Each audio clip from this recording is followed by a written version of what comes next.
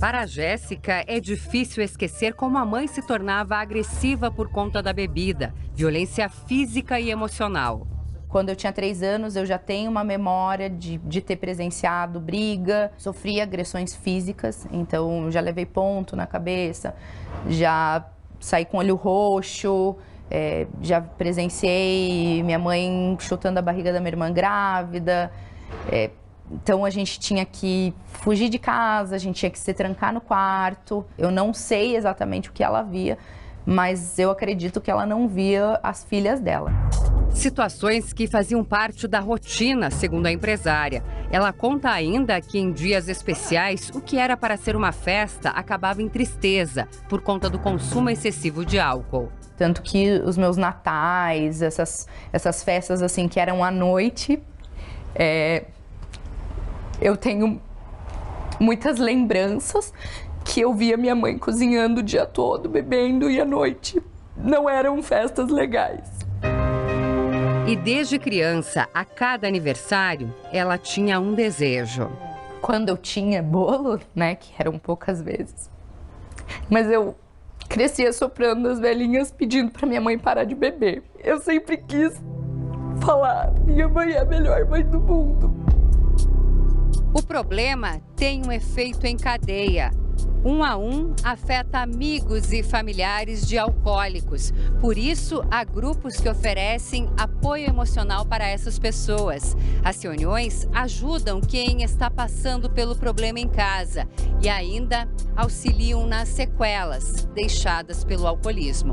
Sequelas que esta senhora afirma não são poucas. Parece que houve um vendaval que entrou dentro da nossa casa, que tirou tudo das prateleiras, das gavetas. Você vai assumindo todas as funções de uma família e chega uma hora que você não aguenta mais.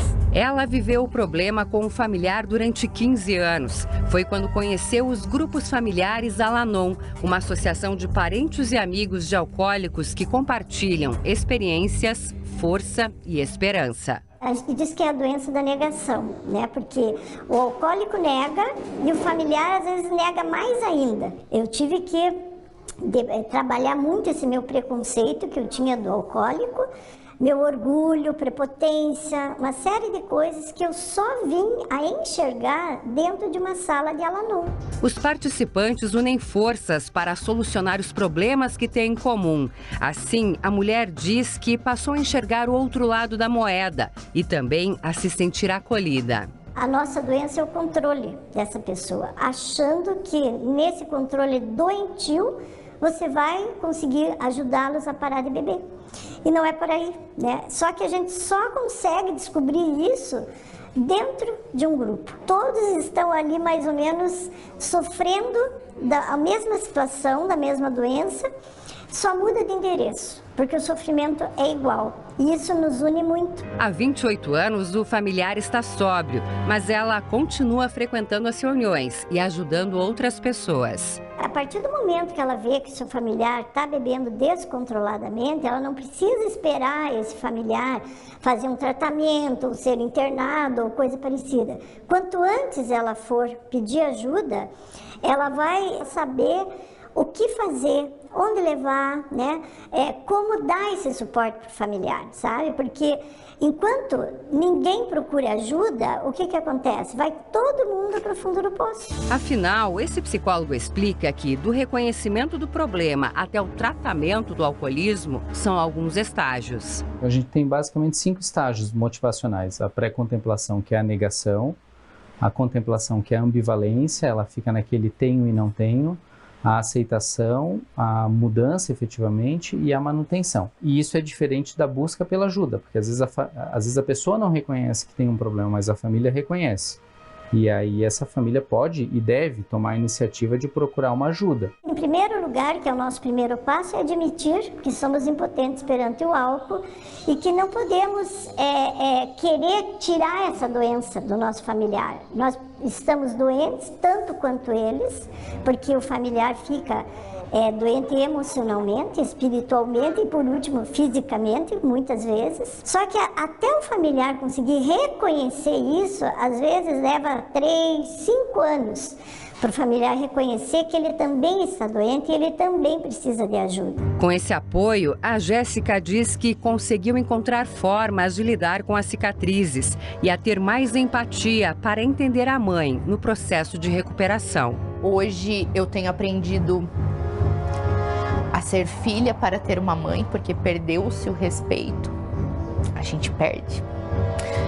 Mas eu tenho me esforçado muito para aproveitar a mãe que eu tenho, porque é essa mãe, uma mãe que se esforça muito para lidar com as dificuldades dela, que ela se esforçou com a insanidade que ela tinha para cuidar de mim e das minhas duas irmãs. E eu não tô exime de ser a mãe que bebe, nenhum de nós está. Então, a empatia me ajudou muito a enxergar minha mãe de uma outra forma, o perdão e a gratidão também pelas coisas boas que ela fez.